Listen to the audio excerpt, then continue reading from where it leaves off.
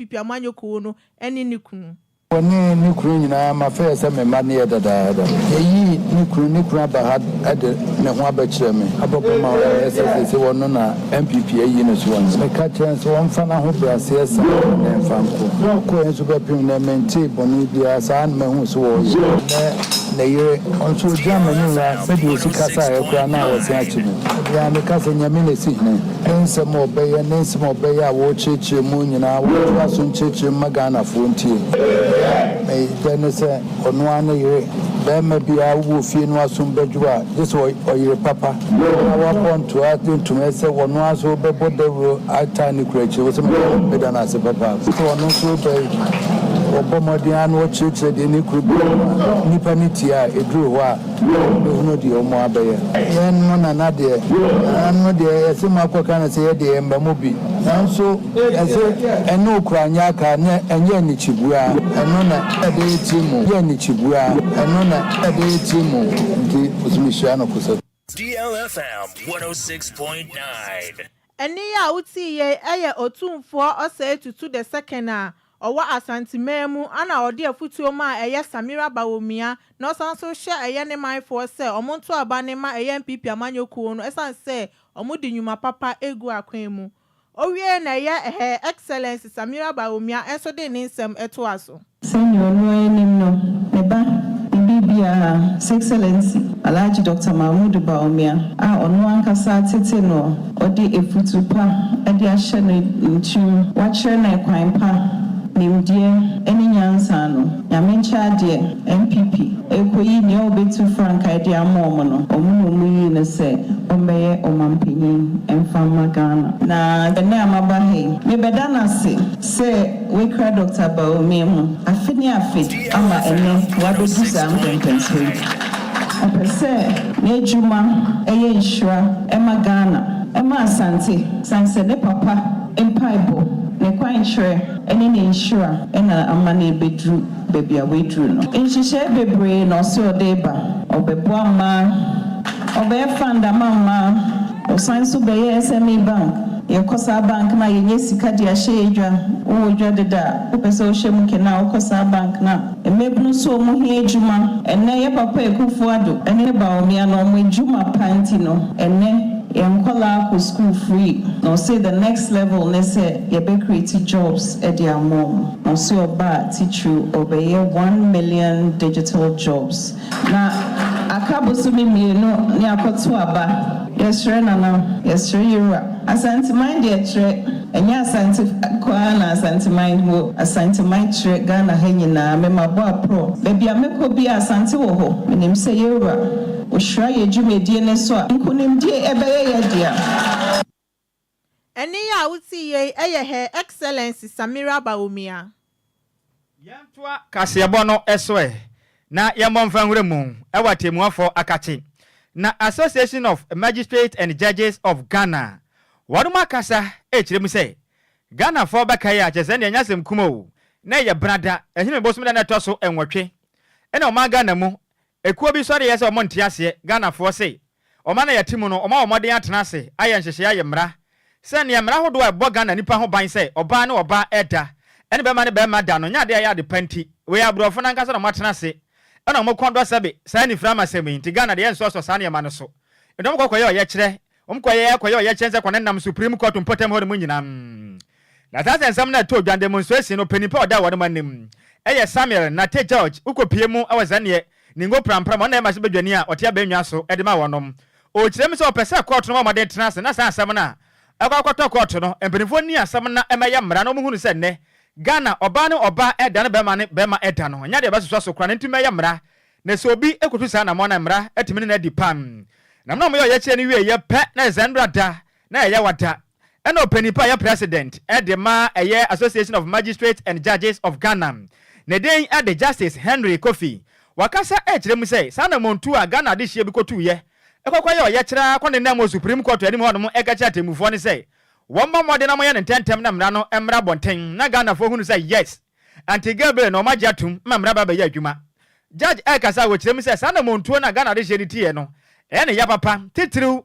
ane ma sebedwe na oginam ade ma de hye a wonem wo gesere ningo prampram Honorable Samuel na te George o kyerem sɛ wo wundi mu mmara na onim sɛ ɔman Ghana nso ya de mmara de bu ɔman adenti na obi di asɛm akwadan court gusu ehwehwemu e de afa mmara no ho adenti na wɔntena ase na wonya abotra na mmara yi wɔne mmɔbɔ ho a ne nkodu baabi a ebetebia beto din na gya atemo na tumi aba bɔnten na mo pere mo ho mo de gyese wɔhyɛ e de to court so wɔne mo kyerem sɛ saa na montuo na ɔyɛ kyerɛfo no kɔyɛyɛ no ɛtan enya de pa ne ba ne saa egu ɔman Ghana atemuafo n'anim ase titiriw ene mmara hodo a ɛfa ɔman Ghana sɛniem ho no wɔne mo kyerem sɛ sɛ ba ne saa nya de ya de panti ɛbɛyɛ a Honorable Sam George ene Ghana de hye mu kotu saa na mo no ɔmunyai kran wasada de sɛ to Ghana fo nyina nim sɛ firi neko sɛ opɛ sɛ ɔyɛ kyerɛ bɔmɔden na fa mmara kwaso na fa yɛ kyerɛ mum sɛ temufo mu bu ɔman Ghana mo da no na mu di asɛm ɔman Ghana mu na bɛkɔ akɔyɛ kyerɛ kwan nam Supreme Court anim aka kyerɛ mo sɛ mo yɛ ne ntɛntɛm no ma temo no mra monten de abaya no ne sɛ na men sɛ ɔman Ghana yɛ bɛtrem na nipa bi nom emu agyagefo saa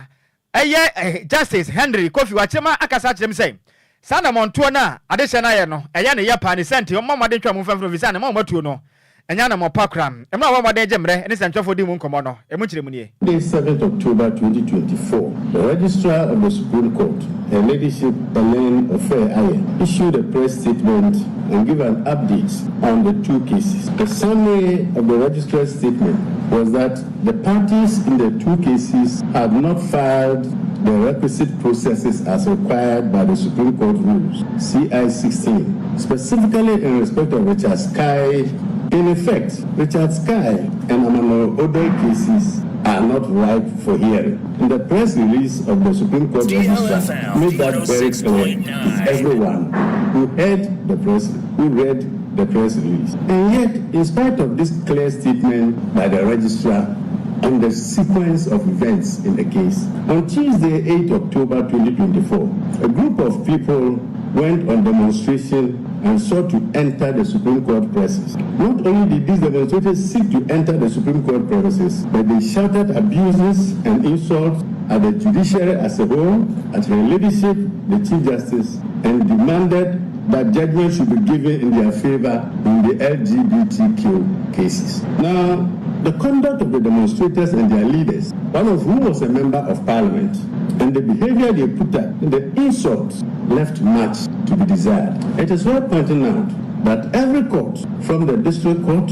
through to the Supreme Court, has a procedure that has to be followed by every litigant before the case will be ripe for hearing. And no judge, not even Her Ladyship the Chief Justice, can torpedo that procedure and the rules of court. When people who are supposed to know better seek to stampede the judiciary, to attack the judiciary and to cause mayhem, that is a threat to the judicial institution and all that it stands for. How could anybody who knows and who should know better and who knows that his case is not even ripe for hearing get up, shout from the rooftop and ask to be for judgment to be given in that case? How can a court give judgment in a case to which the parties have not finished filing the requisite processes? Such conduct subverts the judicial process and ought to be condemned by all Ghanaians to protect judges and staff of the judicial service, who are all public servants and public officers doing their requisite duty. DLFM 106.9. Any awoti ye aya president Edema Association of Magistrates and Judges of Ghana. Neden ade Justice Henry Kofi. Nende ena awoti ye na wachire musa na motora mutu ye na samane wo court. Wanu mu gusu e faale sa anti adenti na Ghana foi. Mo pere mo sa sa mo de wo hye ede to court so se judges no emfa temu emfamra. Emu chire mu ena yede asumwe yento akase bo no eso. Eya NDC National Chairman Johnson Esiedun Ketia ede abetu dwa se eya nsensema MPP amanyoko no libetu dwa se eya oman Ghana form wotogo no omo mpene mo omo mban betu aba no elisi amanyoko ne de omo nti ase we na okasa we ye rally wo Zuape ewo Agote Mezuape constituency nim no a enu wa ye Ghana Togo border no obisa se nti dem pant na MPP amanyoko ndi betu dwa se omo matogo fo no Ghanaian se wotogo no embeto aba no no de ohun ni se sa constituency ni de NDC ne be fa akunya no nti MPP amanyoko no epese omo mbo omo homodin ya se omo be prevent Ghanaians no so omo meto aba ma na de nti no bi wa brochire de a otimi ba ebeto aba na obi wa ye Togo he ya ade manemba we na osra amafo se omoboa omuntie de ye NDC fo ne kan mo muntie MPP fo no mbeto aba ne ma ye NDC amanyokuo no no munfa akonya no. They will find every reason to prevent you from voting and to prevent Ghanaians living in Togo from coming to their own country to vote. And these are people who pretend that they care for Ghanaians who live outside. And so they passed the ROPA law. And when they were preparing to pass the ROPA law, you know which country they went first to talk to Ghanaians? It was Togo. So the logic they want us to understand is that if you are in America, you are Ghanaian, you are living in America, and you fly to Kotoka International Airport, they will allow you to go and vote. But if you are a Ghanaian living in Lumba, and you want to cross over to come and vote in your hometown, that one, you are a Togolese, you are an alien. They must not allow you to go. We shall not accept that discrimination. Eni ya uti ye eye esi edun ketia ono ye NDC national chairman and editu just say eye Europa law eye New Patriotic Party dia betu dwane de mo mfa. Owie na ye Agotimi Zuape NDC parliamentary candidate Charles Abeve. Adi betu just say osra omara amafo ewo honom no enhwe say ye December 7th no omonto abanema NDC amanyoko no. Yes, number chairman Adjoa Agyei Sammy Adjoa Nhyiraba Deputy Mayor vote ya media metro Agotimi Jobia. You get 25,000 votes for NDC. Iya etwegu ye eye parliamentary candidate ma NDC amanyoko no Charles Abeve. Yantoa kasebo no so na yamfiri NDC amanyoko num ne yamfa ya nimfa nkyere mum ewa biri eno no wapie mantem na ebire hene ye otubo jan kwasi a otoso mienum wakasa kyerem se ne oma ya tim sese no hwe oman Ghana ya mamra no kyese ema ye ho kwan se ye momoden na memo ekoso oman Ghana mu no kyese ne nye kabam ka bia membo nti efitiri 1992 ebibia dadin ase amekese no oman Ghana afibia ya toa bibia kodin na nakasa kyerem se ne ensema obada obetia ne se yese Ghana ne afiwe ya bato no emu beye hu papa wanhwe ni mpa bewu oje ni paketwa wanhwe na Ghana wanhwe afiwe ya bato yi de besi owo nkwankwa na kyerem se dabi Ghana for de entina mbaka kasa sam o kyerem se ono kura na so osanso ya adontehene e de makua pim traditional council no ewo eastern region o kyerem se sanya ma na ekoso no Ghana for nyanka omunya aka kura na ode ato ne manfo nyina nim se afiwe ya bato ne de momoden se modem mraba ya adwuma wotu aba ne wi akofie o kofie mama nyoko bi nkanja za wotu aba ne wi a kokko gina ho ne na twa kontenten sesabi osohuri na ko gina fo kokko hwebi na na kyerem se no ntumi mwawo electoral commission nya no mo na ya adwuma wunni adwuma wo man Ghana ho ba mako ni biara so ya adenti na akoto aba wi na kokko gina so wakobo ban o kyerem se sa ho ba mbo no Ghana citizens nyama na mbaye nti wotu aba ne wi afiri honom na kofie na na aka se kyerem se sa na montuo na ekoso Ghana fo keka kasa afi we de jabeto Ghana mu no wa kyerem se o man Ghana ya timu na asomdwe ne ya mapa ne senti eja entom emna oje mra ne jezene ne yankasa ya mani boni a owo apie mantem kontini kofi obo kasa na o kyerem se o man Ghana ya momade antu ye hofo titiriw en agana de hyewe amkaka kamede me MPP ni afu de afi we abato na MPP anwini a mente ase o me de me NDC ni sabai NDC anwini a mente ase na nakasa kyerem se o man ya tim na ya ba ko penti se yantena se ne wa made hwehwe han pa kokontokwa ma o man ejato ma ye bebre pa ne senti wakasa kyerem se ye ma o man Ghana na ho hia ye papa ne ya nwene nkwa kyere afiri se o man ya tim no se dwa bedwa gwa nyina pampam ne ba bifuru be nkwatena ade ba kwa na ekasa wo kyerem ni se ha dwen ye pa ne se titiriw asomje ye woni se boye mpe amanyafo nya betu kwan akwa mono na so mo kwa Ghana nin wa woni bi na hefa na abefa na kyerem se wasetena be de ne pa de amounti wakasa kyerem se mo made me ye ni na honom na sabasa ye nipa bi epeso mbo made de ba o man Ghana mu no ye nyini nyanda akwa na jan kwasi a otosim yenu asan kasa kyerem se MPP parliamentary candidate ono wa kua pim south abato mpeso aso no so obamade kopia mpotem honom eye adai eye buin na wakasa no kyerem se wabone ho modin ye pa ne santi emna dwumade kase aba be koso mpotem honom anu sa ne baba ya afashe kase a eba be koso mpotem honom eye adai buin no o kyerem se salimoni no ebe koso yankopon ya adoma jasa ne bibia beto din ti ne santi Ghana de hye asomdwe na ye nyane mamode na ye ni nso ne tumi mwa na afi we asomdwe no abate baba beto no enye asomdwe mapan na otubo jan kwesi otoso mienu nkasa yemu no emu chire mu nie abato mere December year erebei akacha mu da misi yen hade wonto abama asombo ni bi ensi haye minim sani amote monfa ne saa nto aban fefefe nipa nyina no we na ye Ghana fo nia obia wodono a wo pese woto abano manon eduso ya wakoto waba nia mesra mo no se woto aba wi a wobetuma gina ho atwen na wa kan a obinsi wo kan wotumi ensia wako ofi wakan wi a enye denga wobete ni odi kunim se nya hanko wobua hade nya no wi a wode bako akodu yisi office won ena electoral commission yewo yenya bia anase ye na ho ono be kire ye ne awadi kunim enunti se yempesisi so obi nka so obi aye ne hwe no party bia nipa to wagina ho na wahwa aba na woto no na wahwe sene a wokan no na wo wama ne esise ekọ wo nkofo ho no wa hwate na asem bia anye den eni ho yenyina aye ne se a tokọ aye keka se bi si ne fin ene beba timisramo memi anye ne sa me ka kire mu na anye monko e se ye wo media fo ewa ha ntina ye wiase ene Ghana man nyina asem na yerekan ye de se futuru nyina ama obia bebia wobeto saba no yenyina so sa ne enye fefe eni a woti ye eye eburo hene otubo jan kwasi a otoso mienu ne na woti ye enu achi ana MPP parliamentary candidate ogyina mu ade ma de hia wonom wonpotem wonom eye Eric Apiedu Yaboa ono so kasa ye kyerem sei odana na se pa wansempa wakan free so manga na asomdware hu hia sa asomdware tumi ye adwuma na betumi aba manga da mpuntu a ye pe no etimi akoso wasaka ze kyerem se mpia manyuku no ono ba modern pa de mpuntu de akompotem ho no hu hia sa afi abato no so mpia manyuku no betimi ato Ghana fo beto abana mpia manyuku no matumi adinku na etimi aboa na mpuntu dwuma etia bunkam so my Ghana mu MPP asheda ye mpuntu dwuma bebre wo eye kwapem South a ebruni eye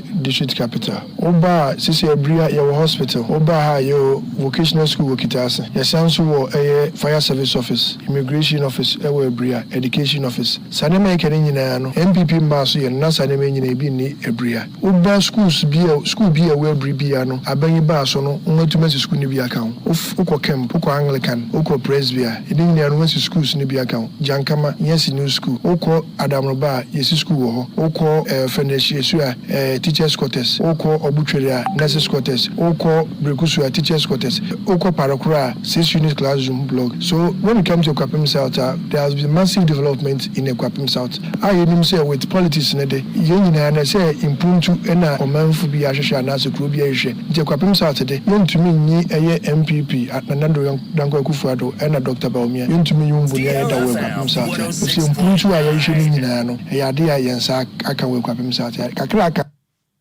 eni a woti ye eye MPP parliamentary candidate a wojina mu atu franka ediama endi sama yokonu kopie mu wajane akuapem South Importem on ma ne den ade Eric Apiedu Yaboa nene na woti ye Baby a ye dui de ni ebo awura ye ni gede kase ebo mu na ansa ne de kase ebo na ebra mu no moma ye ntie anwumwe Dani be boti sankuni be bo pa pa Dani be boti sankuni be bo pa pa Dani be boti sankuni be bo DLFM Dani be boti sankuni be bo min sumo bolelelele boko biyo fe kom de amama ya tukwelelele shamanim somimu femanu nunumi tuninya oniyo mahunu wasi be wache ene wati asia ohunya me fe odo beyede asikelelelele Radio Ashikele hitmaker ya Jojara a oye highlife musician ana dia betu jo se eya dia na ninje kra esan se oman Ghana en sheda emboa wo music industry nim we na okasa wo eye legendary musician eye African legend 9 oko perform wo ho ana ne eye presenter our join news Nicholas Ekoyamoa ekasa na o chese over 20 years nie enya ade obia bo na baso e wo ne nyum to ho na even po Komalia eyo aban no eboa musician no promote wo music no sanso mo musikapuduro e de hye eya nwum to onim no manga na de onya asad no hu ne say ansa na abeya nwuntuni kese no e wo say wo sha ase free eya amanone na even post atifra amanone na eya den ya manga na de omuhunwumpo na oka say ye ne nwuma ahete ebi ne de otie ye ashikele ene ye driver banza ene srad nam enumpo na ahete na bedu ye be 30 years ni ekura amanfo da so tie no omo na baso when omo present a special award Emma no 2024 African Legend Night omo ye wo eye moving peak hotel e wo Enquires in Puprin Mantemu yenti nsema okan. Thank you have been you have not been celebrated enough. I started with most of the big guns, those we call the big guns now, and even some of them I started before them. But it looked like before you can be a big artist, you should start from abroad. And even if you start from Ghana, no matter what you do, Ghana, Fonia, Bruchri, they don't recognize you. So in my personal opinion, I've not been recognized enough. I've been underrated, really, because you can even go online. What people do with Asikele after 20 years, I've been underrated, to be honest with you, yeah. I think I have to go a little political. If you take a look at the other West African country, I can cite Mali because I've been in Mali for some time. I've been in and out for a long time. The Malian government takes special interest in their music. But if you come to to this country, it looks like governments don't show any interest in our music industry. And anytime you criticize them, they take it so personal. So I've decided to keep quiet. But I think the government should get involved because the culture of the people is seen in their music. And yeah, highlife musician George Jara. Yenko wie kasia bone na yembunu kom se pon apie mantenem. Na eye mobile telephone network MTN abomadi akopia apie mantemo. Adonate 15,000 Ghana cedis and have 22,000 airtime. Snaps, having so air soft drinks, and having so bottle water, hodo baby, and akama equiapim traditional cancer so money. Na 2024 equiapim Ojura Festival over course was just the DJ Afiba. And there is a package 8. Any if you have one in Equa Joe money was here pino. One manjana farm one Jumadino, and Timmy and Cosu Yapan. Then for the moment, Manamo, a gin, Yamana Edema, equiapim traditional cancer, no at dampeni voice.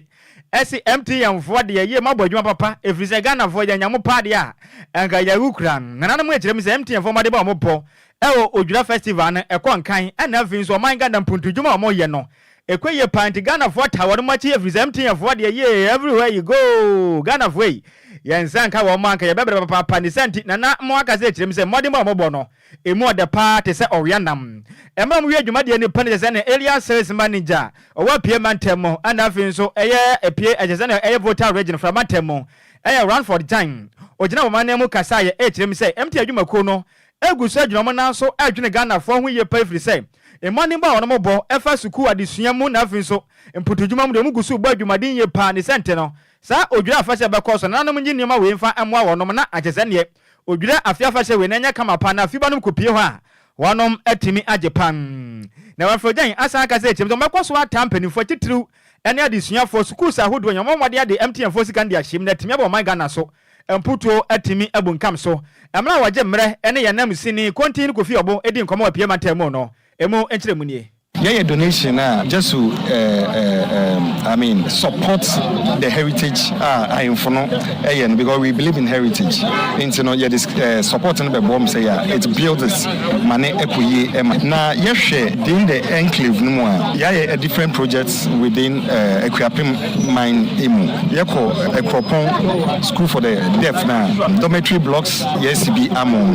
Yeah, library some schools. Yeko Megis. You see. Full robotics center, fully equipped. So baby to me abua students now almost robotics and okoha ubi to me is a world modern edifice. Ayede amomo omuyusu. Yeko every presby school so just junior no yeko see a digital library, computerized library emomo omude church ade computers na adina egusa library ni. Digital borehole ye bi momo no oko ye ultra modern borehole ayaya amount because of Nsua and we then ever people no so intino. Yeah, just to support the students and to support the society. Yes, I have farms cross so every Presby school. No, yeah, farms ubeko no ye duanya mapi ebetumi a support almost students no you know, and you know we are doing all these things senebea ye betumi aboa society no because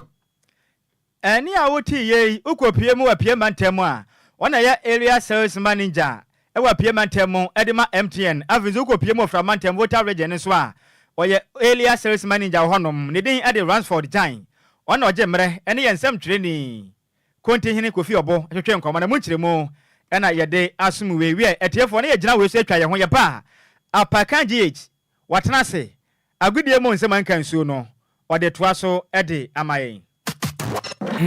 It's official. DLFM 106.9. Abusia enda nyumre mayan sama wa dwon en sama wa kwaba en famra deal. Ohani nsia echiripo en krombre redu se agudie mu mranten so yesinkunya na enda nyumre agudie mu nsama wodo ayaboabo no no abusia ya ba ne ye de besomo Ghana nsamo na nkrofo nkroso de kan ne editie se wote na edika se ye kan abusia ye de eba besomo mi amede nsam na ba no edi ameje so no ayensu ano de hye apakan GH the blessed kinebusia kan ho ewo Facebook live DLFM 106.9 na stories na yeba no ehun sansem nyina no ebetwaguo ede ama kama sena bribia ye no no ye hyase de fie ndiem ne yakowie ewo nkrofo kro so na ndra upiem ewo Accra Sports Stadium na enya samketwa AFCON 2025 qualifies na Group F third game Black Stars of Ghana etna fie Accra Sports Stadium Oman Shebi Sanso na Sudan Anshebi na game no ekọ na wie no Otuado Ekasae Sanso na Sudan assistant coach ye friend Ignatius Osefosu ono nso di nkomo na edika no Otuado awoye coach Edema Blasters no Okasae Ochema osi obia hu mmone mo amnante ne edane di osi enye Sudan goalkeeper ye friend Mohammed Mustafa nanka nkunimdie ne se ko Edema Ghana na mo ni nyina mu no obebo ni defense no abaso esanse omama eye Sudan for no kwan emomen create chances awodo na chances nso mo create by no omo defending yepa Otuado. I think everybody saw that we played well. It's just really bad luck. Sudan goalkeeper did really well. Big compliment to our defense. From the goalkeeper, starting from Adiziki, with the defensive line, Alidu Seidu, Salisu, Jiku, Gideon Menza, for not allowing the opponents too many counter-attacks and not allow them to have too many chances. And Blasters of Ghana 3 your friend Otuado no watene kan Otuane Samson no na ori tu dwa se on to me show bia se kwan bia so no Black Stars of Ghana be qualify e de akọ AFCON 2025 esane se bibia no nyame na hyehyɛ nyame ama ho kwan a entumi mbawunti ne one yenka se ochira nyame to nsa frɛ na assurance no de ma Ghana for so de mobile qualify no na kosi hia na osi on assure bia na mom no on bebo mo mmode ahwe se betuma qualify na ogidie se mmode mo no mbebo nso no eso beba mfa so no matumi dia qualify. Look, this assurance what everybody's talking about is why?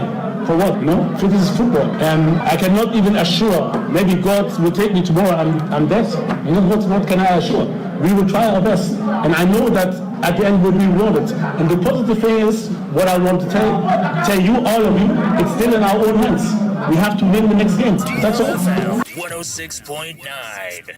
Otuado training Edema Black Stars of Ghana and watene kan no wie no and Sudan assistant coach of Ghana former Techima 11 Wonders coach Drinsasi and Mediama coach Ignatius Osefosu na ono so kasa osigem no na very difficult game na mo on twantro Ghana ebobo ye pa na mo no hard luck and hard luck and ma Ghana enyankunimdie no na ni goalkeeper friend Mustafa Mohammed no ochichi boss bia no kra odwene wa ontiase na mo ni nyina mu no obeka se Ghana ye yade. I think it was a game that was really difficult. Ghana played so very well. I think it was hard luck. for on Ghana's side, because there were some footballs my goalkeeper, our goalkeeper Mustafa saved that I never thought would be saved. Ignatius Osefosu Amanan so twaso editudwa echema omo GDA ye pass on betima qualify ede akwa AFCON no adenti no kasa ose wo hwe World Cup na omo na qualification no omo dasro na Senegal no ede da omase na omo take inspiration ede fi aye World Cup qualifies no omo bon money no omo da na di no omo take inspiration from it into one there o GDA so betima qualify. We have always been confident from the start of the competition, because we take solace in the fact that in the World Cup qualifiers we are 2 points clear ahead of Senegal, and for us Ghana and Senegal are the same. Ghana is better than Senegal, so for us we have always been confident that we are going to qualify, and we knew that if we won all. Ignatius Osefosu ana watene kan otwane samso no ana yebisan say Ignatius unyini say technical team of Sudan mufi Ghana kwesi apia fia ufia goalkeeper trainer ono nso fi Ghana no eboa mo ana no sidabi enye no ana eboa omo ema omo tumi enya good result against Ghana omo ne oman ahodo opi na abo ema omenya good result eno nche say omo ne Ghana ebo a omo fi Ghana nti eno omo da sam ne bo we di oso omo good technical team akwesi apia edano. Sudan only played one out of those games. Ghana lost against Angola. I think it's not Team Sudan. Sudan did not play Ghana 3 times. No, now Sudan has not played Ghana 3 times. Right? Ghana played Ghana played three games. We equally needed this very much. No, hold on. Let's. So what I'm saying is that Ghana had 3 games to play. Sudan did not play all the 3 games. Ignatius Osefosu assistant coach Edema Blacks and I say Oma yefeni Sudan and after Black Stars game on winning Sudan boy no and Okasa Edifan wa yere wonsam edi ama after the game no Ghana fo kopie mu ewa Cross Sports Rendra ekohwe game no omonso ekasa yenti ensemo mo de tuja die bon press na anya die o ma anya die ede na nko ya man muse parking ye for na bom mo din aye park amamo mo se go so go na mbo ball to busa ise ye o 2 point o se 1 point che be ko mo ho ye ko na ko no abon ye film we question on ya hwe we question ye be che coach ni ko question ye we best for na answer. Ghana for Andromo kopie mu Accra Sports Stadium ekohwe game no after the game no and be kasere won some Ediama Emmanuel Ajimambedu a former player Edema Black Stars of Ghana ono so edin komo echemo si ono de no nim say game we no e be very difficult Ediama Ghana sense what na say ahwe coach afen kwasi apia e ba ne qualifies e wa bibimamu ha coach bia ni ha obetumi no esan so ya de pa enti ono de mra Ghana ni omokobo no na onim say game na be din Ediama na ono kra de game a wahwe Sudan moma bo edi tia aman bi no enye sa game no kra no mo bo edi tia Ghana. When it comes to qualifiers in Africa here, Coach BN Hall in a bit of trouble. GDP or energy so also. Many for more than 6 years, so I know what I'm talking. Now, nobody say much in betting because Ushe putting on money Senegal ball or money Angola match and no contract intensity. I'm saying no, the West Ham. I'm saying when a good day. I don't know if our midfield was very solid. And now we have a solid defense brand here. Yimano Ajimambedu etwane Samson odi tuja so kai Ghana for ma enye adwin say 3 games yabo ewo AFCON qualifies against Angola yelusu ye against Omaya yefreno eye Niger yabo draw and Andram so yabebo draw against Omaya yefreno Sudan no ena amaye hu say national team no enye or say for some time now national team no there ne money more our fam cry and last 15 games cry yabo no say ye win be mienu pe enti ye hu say national team no say ache or say national team no ewo problem na emre wi say ye pe mu kan ensi say ye defe no Ghana national team no wo how say anya 3 matches na ye team no say ahodin endim na eya na limit ade na aba obia na team na ye on and off na ekuye kakra ade chin na I something which is there ade be che na ekuye kra ade be chin na akoso kakra ndi for the last 15 games and the blast abo I'm saying when if for the last 15 days when only 2 wins here, there is a problem in the team and we can't massage it anymore. Yes, there is a problem. Emmanuel Ajimambedu, a former player at the Black Stars of Ghana 2009.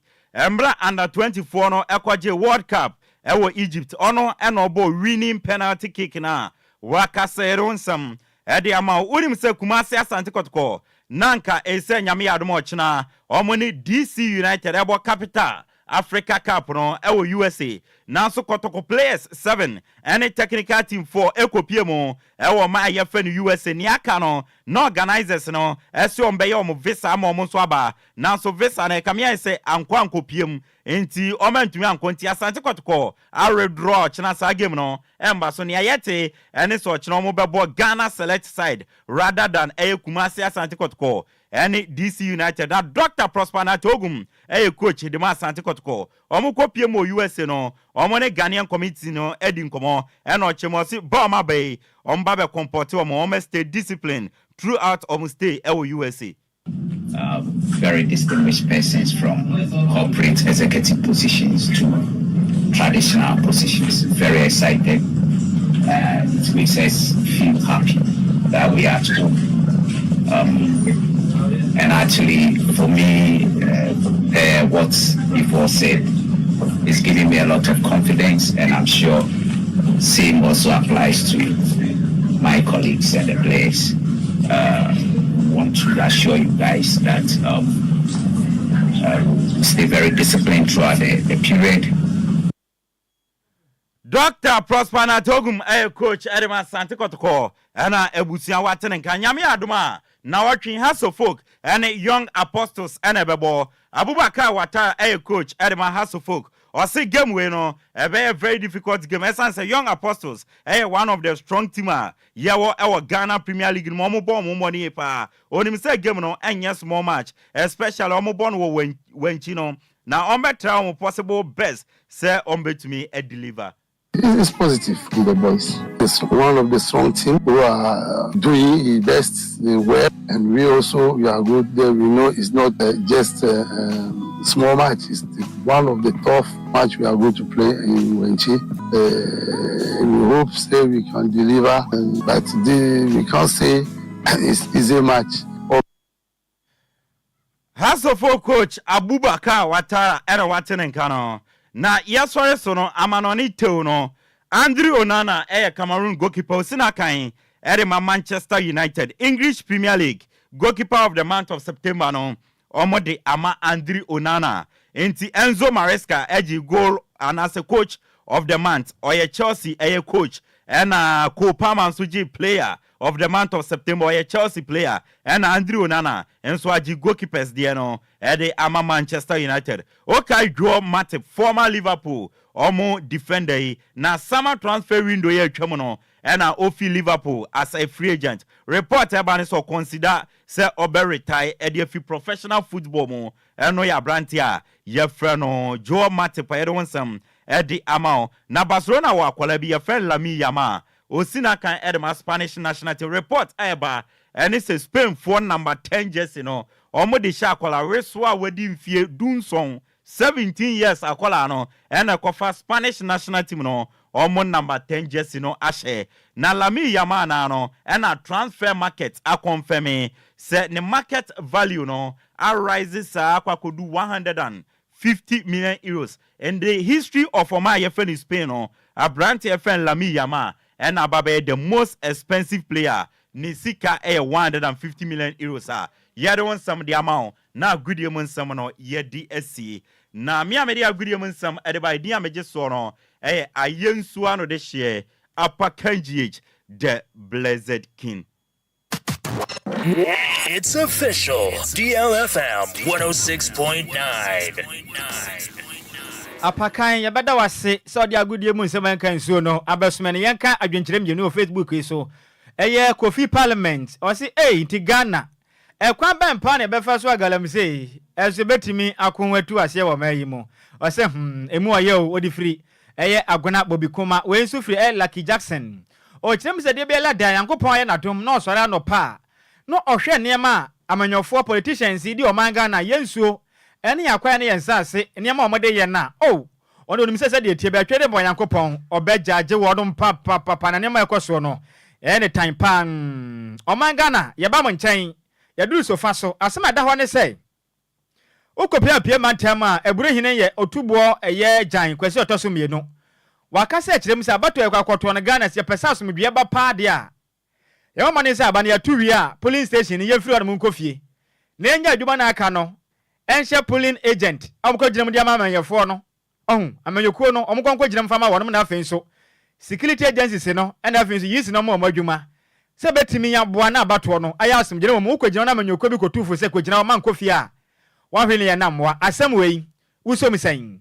But what enough phrase 053 4050199 053 40 50 199 and 0593 40 6565. Obiaba Homano so yamfane. Hello, good evening. When Timmy Enjina. Ubetimi afre na waba Homano so wefa. Hello, good evening. Good evening. But we didn't be akasa free. That's your narrow new Dominion Mayor. Yo senior Nana Akasa or say abania 2 year. Yen free police station ho. What you to me saying? Sanse moje ni saying. Wadauroma Nana we the cyber teamia. On your electoral commission and on your IGP. Anna young Ghana for the year 2024 election we have Fadano and Gankani Bruno. Yes, Renana. On train fee. We the yen Mamua Yabadie. You bet it out. Cosisi on the kind of banning in the Amaya who's John Mahama, adding could him, Medaze. Mr. Senior, as our friend. Hello, good evening. Oh, one Timmy so Ubetimi Afre 053 40 50 199 053 4050199 and 0593 40 6565 0593 406565. Oh, friend, now bar. You better found out one so what bien channel what the aba. Hello, good evening. Hello, good evening. Me pacho we didn't be akasa free. I am from Benji. Me kasa fit ma 57. Me pacho ya dase ma yentio. Ya ma ye hu say police station ye wini aba. Nti yen ye be gina hono mo ni abo aba ne ho ban. Senia abato na obi abeto no ye betimi ehu ni odi nkunim. Senia Dr. Mahmoud Baumia Nimbo Benya nyina oda suwe obedi nkunim ewo Dr. John Mahama so. Medase. Hello, good evening. Good evening. Me pacho odi ne ba yakasa free. You me dey offer me kasa fi me mpem ase. Ene ye won pa ho asama ampa ma yentio. You me bona na abaso na na Nyankopon hira no. Mpem ka asemi se opin na hwema nkwalare na nka na ibu na nka refo ka ho. Na atu yemfo wonne. Yape. Nana onka se ma obi nkogina ho ma ontie me results. Dabi. Ba wo ko to avan aban pe bomodin se obeso refuo because wo kogina ho ko si se wo to aban be wi adon to ko aba. Eno na etu yemfo e wo ho intime so me sra me buru no. Won sore nfi ho ko si se ebere no so se ye kwa ko tie results na ye nyina ye nko ne ko tie. Ne fa so wiemra. Eno na tu yemfo ho Itimi mbona na basu na waya ade Nyankopon hira no pa. Wo so nyame onhira wo pa ya dase pa. Osu betimi afre no wado agye nkyere no e de aba wo so fa no so 053 40 50 199 053 4050 199 and 0593 40 6565. Wo fra ba ye be fa na wado agye nkyere no e de aba. Hello, good evening. Evening. Me pacho di ne ba bia wo kasa free. Pacho say. Hello. Yes. Me pacho udini ba bia kasa free. Pacho me yentie why na opele babu ye fia ha. Pacho me yentie o. Ya ono na ka ru de papa na ya omo wa ti abu kan de. Omo de obo kan de ni job. Yo, yate. Na nada wase pa asa so free. Hello, good evening. Who ya me last caller? Good evening. Ma me pacho na ya me last caller pacho o kasa free hen. Me kasa free ni wa. Me pacho udin. Me pacho me kasa free ni wa. E teme oba ya. Pacho me yentie. We ya me last caller. Me yentie. Ya na na do kan de kwe. O ko to aba wi aba betini because they want 24 ha me cham na me. Enti bi pa pe do ko de no.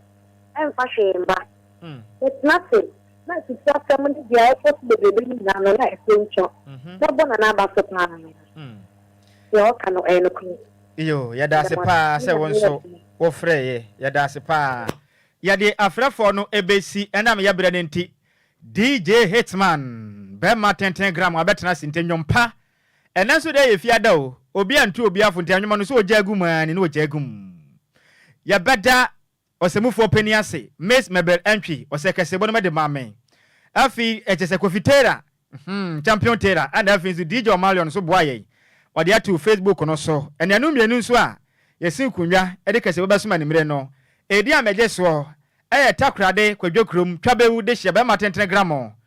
Ewi ni ahofa adwa me. Nhyiraba Kwadwo Sammy B. Mene Adjoa Agyei Sikapa. We say weekends you befa on. Befa pa. Pesa mingu menuma so. Say, abungu what say. Bye bye. Yemamu nyina mo enitia. Ade hye na be sarisi de obetia ne se nche bia. DJ Hitman. Oh he tedodo. Ancha hu ba yehi.